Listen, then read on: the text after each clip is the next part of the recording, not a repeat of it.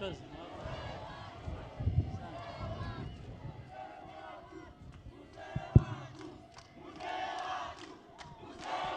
Halo, halo, halo.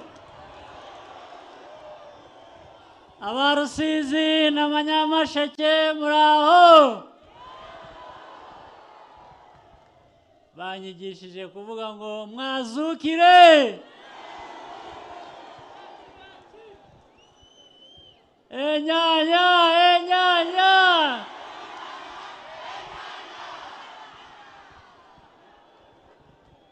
Muraho cyane.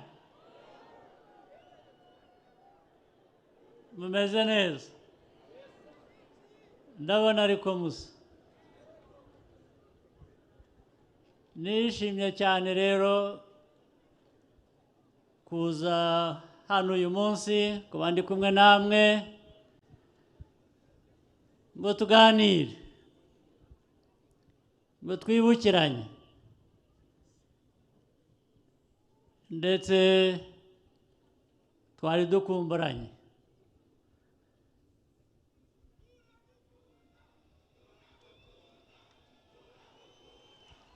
Abinyuma aho muraho nabumvise.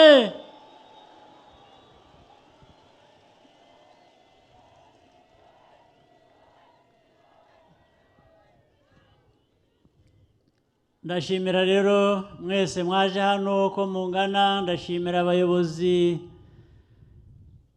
bari hano, hari ndetse n'abayobozi b'imitwe ya politike yindi ifatanije na FPR Inkotanyi. Ndabashimira cyane. Igikorwa cyatuzanye uyu munsi si bwo bwa mbere,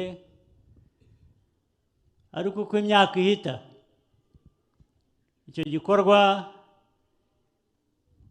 kigenda gitanga impamvu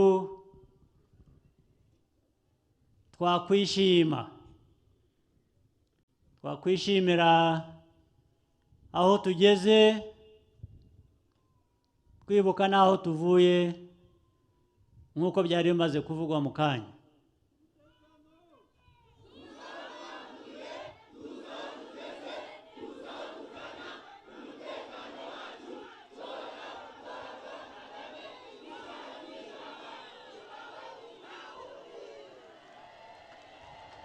Ndabashimira cyane kubera ko uwo mutekano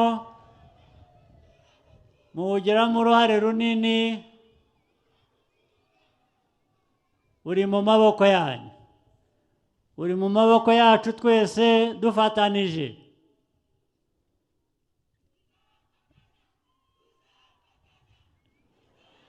Nibyo rwose. Ku by'umutekano wacu ntawe ufite aho yamenera rwose.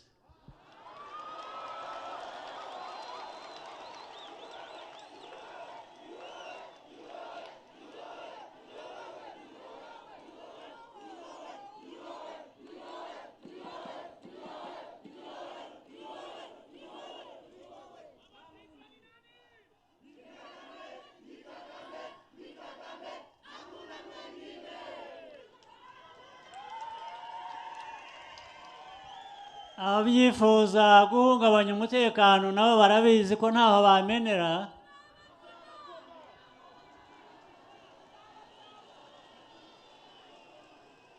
Niyo mpamvu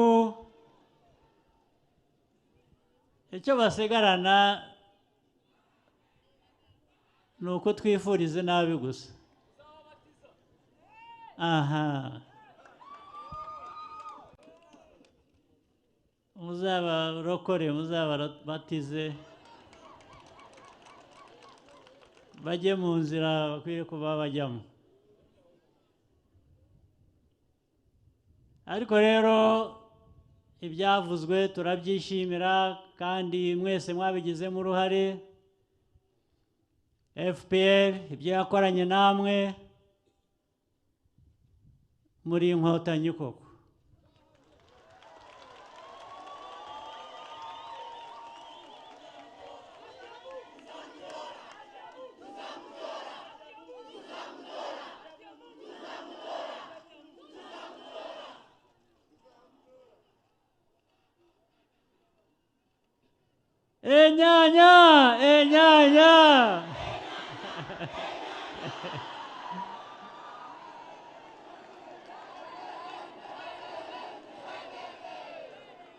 murakoze cyane.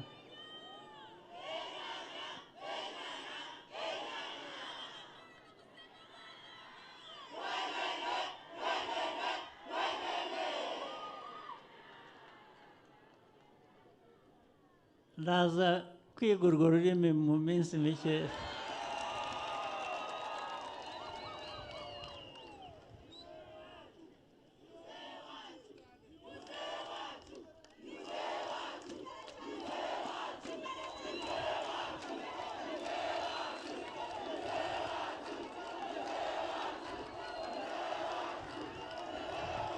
Aho tuvuye rero, amateka yacu yavuzwe atarabaye meza, ariko noneho FPR ikazana n'ubufatanye n'abandi abanyarwanda bose, imitwe ya politike yose, tugashyira hamwe. Uburyo twashyize hamwe byagaragazaga ko nta cyatunanira.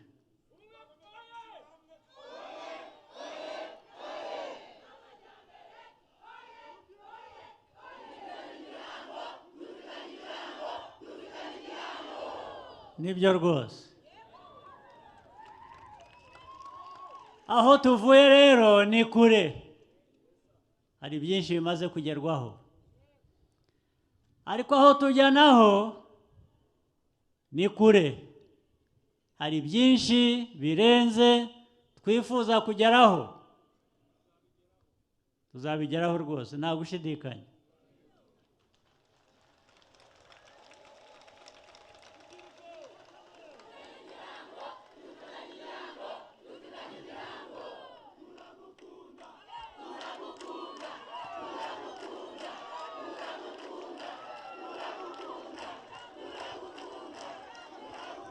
Mwebwe rubyiruko rero, ari mwe mpereyeho, ubwo ntabwo nakwibagirwa n'abo mukomokaho.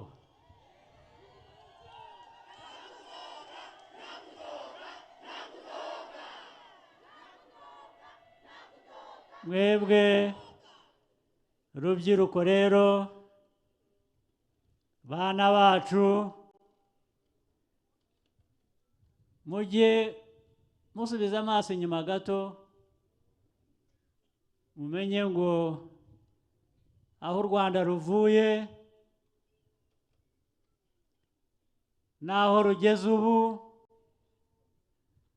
mwebwe mufite inshingano ikuba kabiri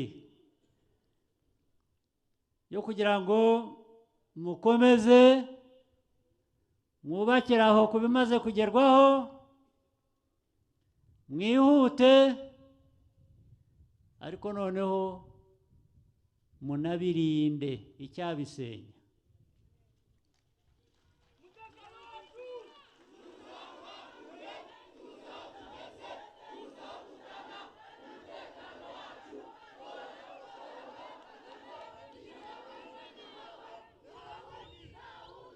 Iyo niyo inshingano mwebwe abatoya, abasore n'inkumi, mufite iyo nshingano. Ntabwo abantu namwe ubwanyu, usibye abandi batubayemo bakoraga batyo, ariko mwebwe mugomba kubihindura. Ntabwo wakubaka inyubako nziza ngo nurangiza wemere ko isenyuka cyangwa se isenywe n'undi muntu uwo ari we wese, sibyo? Twe twubaka ibyiza rero gusa.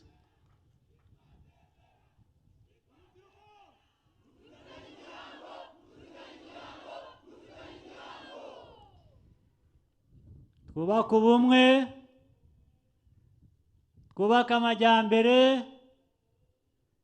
ndetse twubake demokarasi ituma dushobora guhura nk'uku tukihitiramo uwo dushaka, ibyo dushaka, ibyo ari byo byose.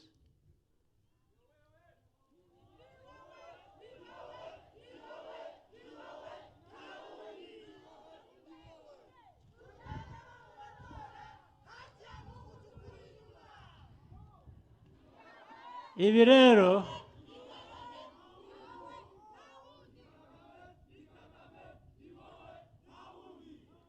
ni FPR, ni umuyobozi wayo, ni mwebwe n'abandi tugomba gufatanya tukabyubaka. Nibyo impamvu mfite icyizere ni ukureba aho tuvuye n'aho tugeze, nkabareba bazi ibyo tumaze kunyuramo biba bitoroshye, n'imbere wenda tuzasangayo bitoroshye, ariko ibyo twanyuzemo byari bigoye kurusha ibyo twasanga imbere. Ubwo rero sinibwira ko muri twe, muri mwe, hari ufite ubwoba bwo guhangana n'ibibazo nk'ibyo. Inkotanyi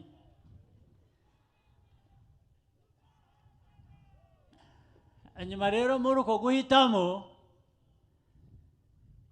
reka nkoresha urugero rumwe. Uwaguhaye inka n'uyigusezeranya wakwirahira nde?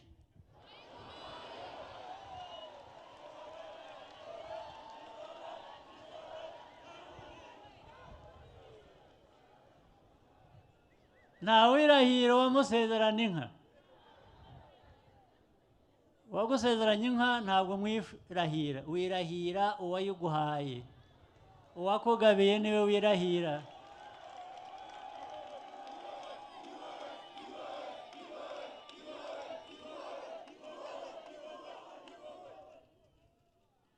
Ubwo rero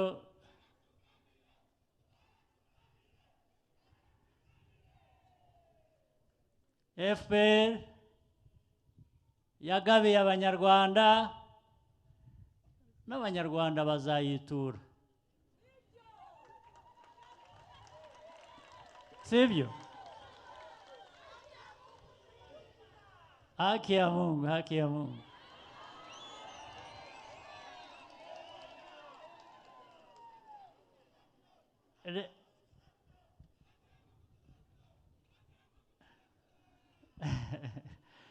Turi kumwe nubwo muri hirya gato, ariko turi kumwe, turabumva. Mwakoze cyane. Itariki 15 z'ukwezi kuza ntabwo ari kera, n'ejo bundi.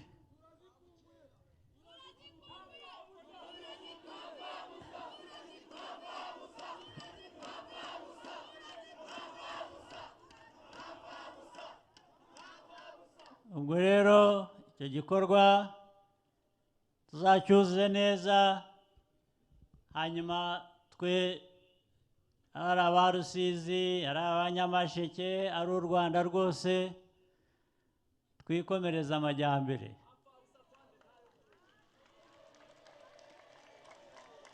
Twikomereza ubumwe,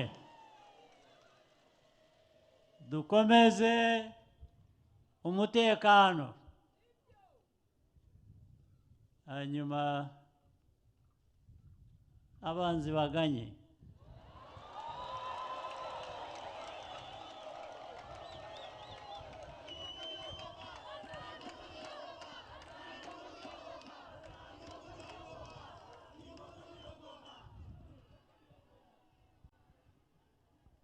Ndabashimiye rero cyane.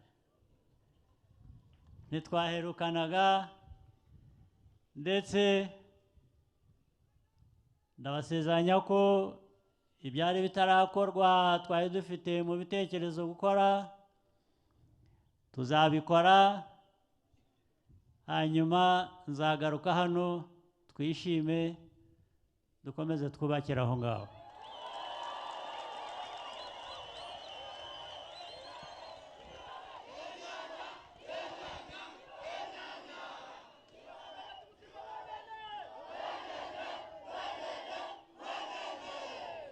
murakoze cyane muhorane imigisha y'Imana.